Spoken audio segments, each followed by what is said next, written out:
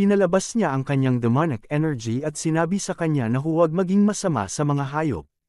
Samantala, dumating na si Dumbo pero nagsimula na ang laban, kaya inisip niyang kailangan niyang mailigtas ang batang amo bago pa lumala ang sitwasyon. Habang tumitindi ang labanan, nagulat ang pinuno ng grupo nang makita niyang maayos pa rin ito. Nagtaka siya kung paano nangyari iyon gayong tinamaan ito ng direkta ng Green Jade Demon Arts. Hindi siya nagtipid sa paggamit ng kanyang demonic arts, pero laking gulat niya nang makitang nakatayo pa rin ito. Dumating si Don't Pull at tinanong kung ayos lang ba siya at kung kailangan na ba nitong umalis. Ngunit sinabi nitong huwag siyang pigilan ni Don't Pull, at hindi siya aalis hanggat hindi niya winawasak ang mga kalaban. Tinanong niya ang pinuno ng grupo kung alam ba nito kung sino siya. Ngunit ang sagot nito ay wala siyang pakialam at pinaalis siya dahil wala naman siya sa laban na iyon. Sa gitna ng tensyon, dumating si Hajin at buong lakas na sinuntok ang babae sa mukha, dahilan para ito'y itapon palabas ng gusali. Gulat na gulat ito at nagtataka kung anong klaseng atake iyon dahil hindi niya man lang nakita ang galaw nito.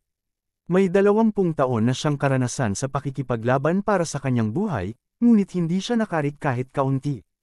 Tinanong siya ni Hajin kung akala niya makakaalis siya ng buhay matapos niyang saktan si Goldie. Naglabas rin ng sariling demonic energy ang babae at sinabing mabait siya noon dahil isa itong ikatlong batang Panginoon, pero ngayon ay papatayin na niya ito. Sinubukan siyang pigilan ni Don't Pull, pero ginamit niya ang Berserk Demon Divine Fist at nagulat ito sa matinding intensyon ng babae na patayin ang batang amo. Mabilis itong sumugod at umatake, pero nanatiling hindi nasaktan si Hajin.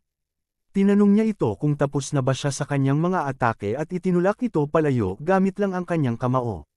Bumagsak sa lupa ang babae at sabi-sabi, mabagal daw ang kanyang mga suntok.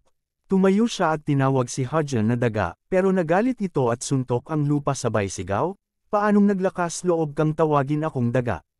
Niligtas ng babae ang sarili sa pagbagsak at lumapit sa kanya, sabay sabing wala nang ibang nararapat tawaging daga kundi siya.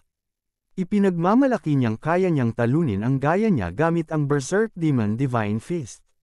Sinuntok niya ito at tinanong kung ano ang ibig sabihin nito sa pagsabing, isang katulad niya. Nabigla siya nang makita na ang kanyang Berserk Divine Fist ay hindi tumagos sa demonic energy nito. Sinamantala ng lalaki ang pagkakataon upang sipain siya at itulak palayo. Nagsimulang damyugo ang babae at nagtataka kung ganito ba talaga kalalakas ang lahat ng alagad ng Demon Lord, hindi pa siya nakatagpo ng ganitong lakas. Tumalon muli ang lalaki upang umatake, ngunit mabilis niyang naiwasan ang atake. Napaisip siya kung ito na ba ang katapusan ng kanyang buhay, mamamatay ba siya matapos makaligtas sa napakaraming panganib. Laking gulat niya nang makita ang mga tauhan niyang nakatingin sa kanya ng may awa, tila iniisip nilang nakakahiya siya dahil wala siyang magawa. Muli siyang inatake ni Hagen at sa sandaling iyon, nakita niya ang kanyang kamatayan sa harap niya. Naalala niya, ang panahon noong unang pumasok siya sa cult, lahat ay nagulat nang makita ang isang babae na mula sa dugo ng pamilya Yu. Ang pamilyang Yu ay gumuho matapos subukang guluhin ang Divine Cult, at walang may gusto sa kanya noon. Wala siyang pakialam kung paano siya trituhin, basta't makaligtas siya. Matapos ang pagbagsak ng kanilang pamilya, sumali siya sa Divine Cult at itinalaga sa isang squad na tinawag na Berserk Demon Squad, na sinasabing binubuo lamang ng mga taong hindi pinahahalagahan ng cult. Walang nagpakita ng awa sa kanya kahit bata pa siya. Kahit doon, hindi siya tinanggap bilang tunay na kasapi dahil isa siyang dayuhan. Kaya't hindi rin siya nagpakita ng awa kahit sa mga matatanda. Sa napakaraming digmaan, pumatay siya ng pumatay at patuloy na nabuhay. Kalaunan, nakipaglaban siya hanggang kamatayan sa dating squad leader at sa huli, siya ang naging pinuno ng Berserk Demon Squad. Ang Berserk Demon Squad ay naging pamilya na kailangang niyang ingatan at ipagtanggol. Wala ni isa sa cult ang nangangahas banggitin ang pangalan nila ng basta-basta. Ngunit ngayon, isang random na binatilyo ang humamon sa kanila, at naisip niya kung dito na ba magtatapos ang kanyang buhay. Napansin ni Hagen na muli niyang binuo ang sarili habang binubugbog at inamin na matibay talaga siya. Hinugot ng babae ang kanyang espada at sinabing huwag siyang maliitin, dahil siya ang pinuno ng Berserk Demon Squad. Napansin ni Hagen na kulay asul ang aura ng kanyang espada, isang palatandaan na siya'y nasa antas na sinusunod ng espada ang kanyang kagustuhan. Bilang isang kapwa martial artist na nag-aral sa landas ng espada, nararapat lamang na humawak din siya ng sa kanya. Ramdam niya ang kasalukuyang damdamin ng babae gamit ang kanyang hypersensation habang ito ay sumugod sa kanya na may matinding killing intent, taglay ang galit at pangamba. Gulat, katigasan ng ulo, dangal, at pagkawala ng pag-amin sa kanyang mga mata, alam niya na batid din ng babae na natalo na siya sa laban. Akala niya ay nabaliw na ito, ngunit sa huli ay naisip niyang may natitira pa ring katinoan sa kanya. Kaya bilang nagwagi, nagpasya siyang bigyan ito ng leksyon. Nang sumugod ito upang umatake, ginamit niya ang teknik na kamaong bakal na pader at itinapon siya palayo. Talo na ang babae, ngunit humanga si Hagen dahil kahit pa ginamit niya ang teknik na iyon ng minamadali, nagawa pa rin itong batasin ang kamaong bakal na pader gamit ang espada. Gumamit siya ng maraming madilim na chi ng anino, ngunit ganoon pa man, nasaktan pa rin ang kanyang kamay. Ayon sa Chronicle of the Myriad Realms, ang kamaong bakal na pader ay isang teknik ng kamay na kabaligtaran ng teknik na sumabog na bundok, na ginagamitan ng ganap na panloob na lakas. Isang mapanganib na teknik ito na ginagawang parang bakal ang kamay ng gumagamit upang wasakin ang lahat ng mahawakan. Kung nagawa nitong sakta ng kanyang kamay gamit ang espada, mas bihasa ito sa espada kaysa sa inaasahan niya. Sumigaw siya na kahanga-hanga ang laban, ngunit doon na lamang iyon matatapos. Ibinuhos na ng babae ang lahat ng meron siya, at halos hindi na ito makatayo. Sinabi niya na bibigyan niya ito ng pagpipilian, una, isuko ang sarili at amining binayaran siya ng ika-4 na batang Panginoon. Pangalawa, tapusin ang sariling buhay bilang kaparusahan sa pagsuwi at tangkang pagpatay sa ika-3 batang Panginoon. Ngunit sinagot siya ng babae ng, tumigil ka nga, sabay kuha sa kanyang espada.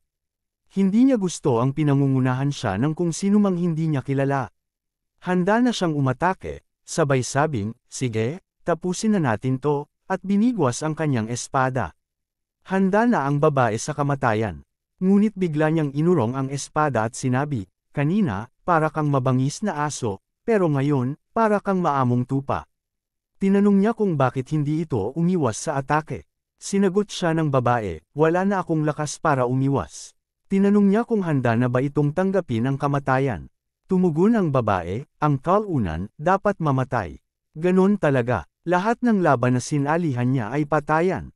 Idinagdag pa niya na hindi naman naging maganda ang buhay na pinamuhay niya para pagsisihan pa ito. Alam niya na, balang araw ay mamamatay rin siya sa kamay ng iba, gaya ng lahat ng pinatay niya noon. Lumapit si Hagen at sinuntok siya sa mukha. Sabi niya, patatawarin na lang niya ang kawalang galang at iba pang mabababaw na kasalanan nito sa pamamagitan ng suntok na iyon. Sagot naman ng babae, hindi ako magiging aso mong sunod sa Niren kahit papatawarin mo ang buhay ko. Tumugon si Hagen, ako mismo ang dururog sa pain sa kawit, hindi nakakagat ang isda ngayon. Gusto sana niyang gamitin ng babae para gipitin ang ika-4 na batang Panginoon, pero nauwi sa labanan hanggang kamatayan. Humingi siya ng paumanhin sa may-ari ng kainan at nagbigay ng pera para sa mga nasira. Binalaan din niya ang pinuno ng squad na huwag magnakaw ng pera mula sa kanya. Napasigaw ang babae at tinanong siya, ano sa tingin mo sa kin? Basagulero sa kanto. Sumagot siya, ang basagulero ay banal kumpara sa iyo, at tinawag si Dunkel para sumunod sa kanya. Lumapit si Jaguar sa babae at tinanong kung ayos lang siya, pero halatang hindi siya okay. Sinabihan niya itong linisin ang paligid at nagpa-order siya ng inumin. Dati iniisip niyang lahat ng batang Panginoon ay Tusong Mandiraya, pero ang ika-3 batang Panginoon ay iba. Sa tingin niya, isa lang itong hanggal na puro lakas lang ang meron. Samantala, nagmumuni-muni si Lee, ang ika-4 na batang Panginoon, kung paanong nalaman ng ika-3 batang Panginoon ang sikreto niya. Maingat niya itong itinago, ang pagbibigay niya ng pera sa leader ng Preserved Demon Squad. Sabi nila, walang lihim na panghabang buhay, pero hindi niya inasahan na agad itong mabubunyag. Tanging ang tagapamahala ng pasilidad lang ang may alam dito, sigurado siya ang nagbunyag. Dati sinabi nitong hindi siya makikialam sa labanan ng pagmamana, pero ang ginagawa ng ika-3 batang Panginoon ay indikasyon na nagbago na siya ng isip. Sa kanyang isipan, wala rin naman yun sa akin.